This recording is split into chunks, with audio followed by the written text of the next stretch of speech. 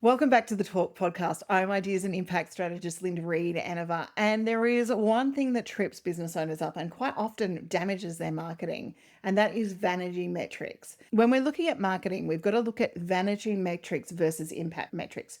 Vanity metrics look great on the surface. They're bright, they're shiny, there's lots of numbers, but impact metrics actually move your business further.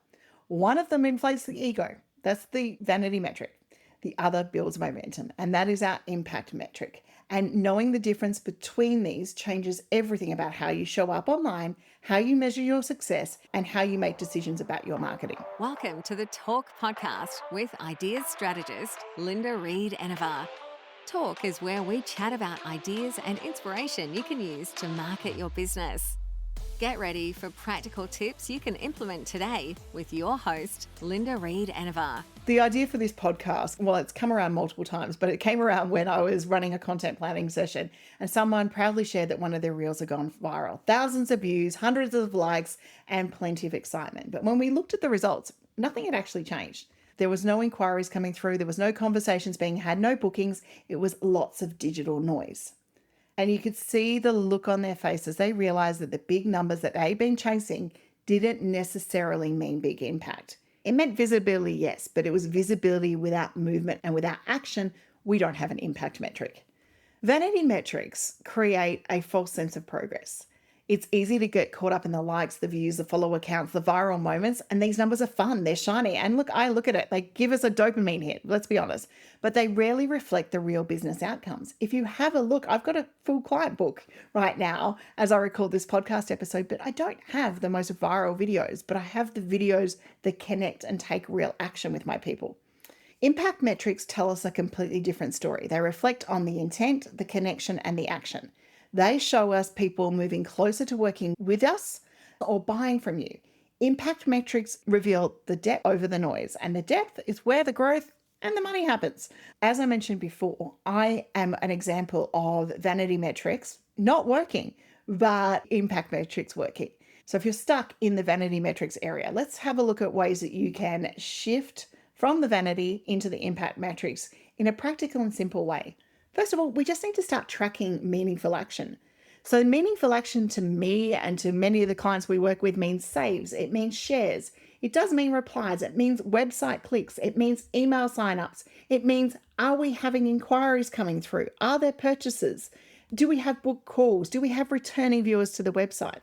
These are the metrics that show interest and intent and not just passing attention.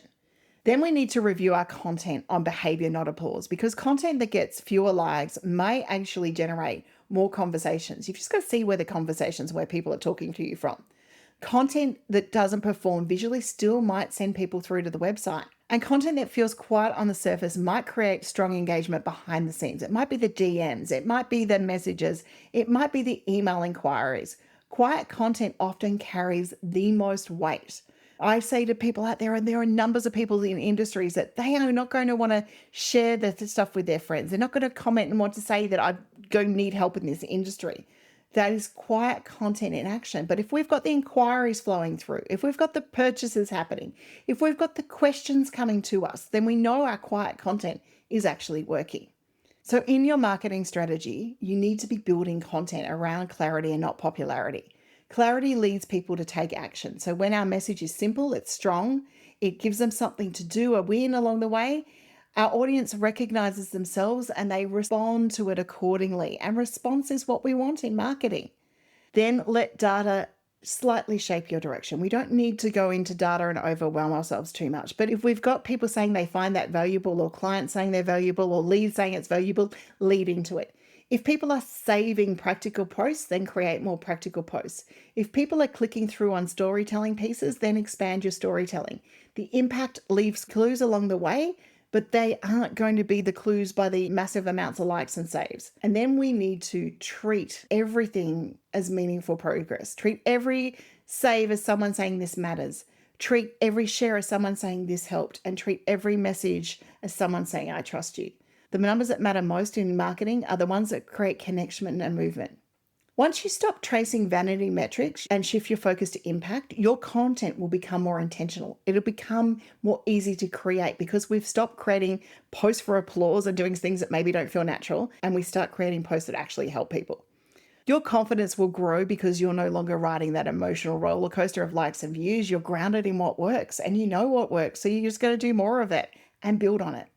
Your audience becomes more engaged because we're speaking to the right people in the right way with the right message. And that's all we need to do in marketing. The efforts you put into marketing become more sustainable because we build depth, we build trust and long-term relationships instead of chasing the temporary spikes along the way.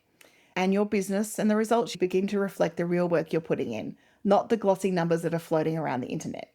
While vanity numbers can look impressive, it is the impact numbers that move the needle, and they're the ones that are going to support the growth, the clarity, and the visibility of your business with purpose. When you focus on impact, your marketing becomes a tool that works for your business and not something that you're having to constantly chase.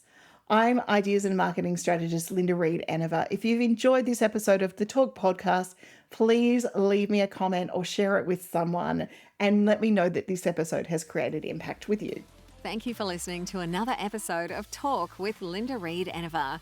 Make sure you subscribe via your favourite podcast app so you don't miss the next great episode. You can find more ideas and inspiration at enevergroup.com.au.